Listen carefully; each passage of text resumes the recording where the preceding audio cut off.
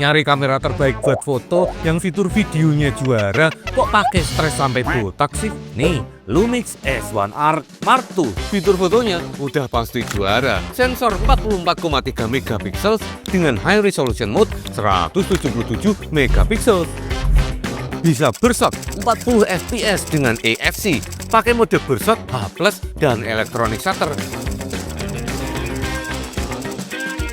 Nah, videonya nih bisa rekam 8K 10-bit, cocok untuk kerjaan visual effect atau editing yang butuh high resolution capture.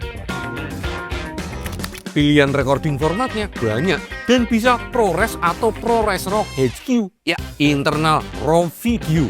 ProRes RAW punya 12-bit color depth yang mempunyai 68 miliar kemungkinan kombinasi warna, enak banget buat color grading.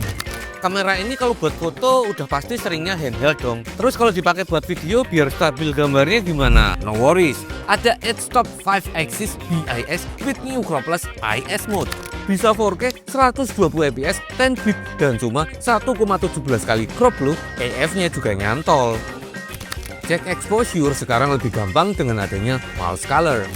Ada banyak fitur useful lain buat video seperti proxy recording, dual native ISO, dan di next firmware update, S1R Mark II ini bakal nambah fitur video sebanyak ini. Jadi jangan sampai kamu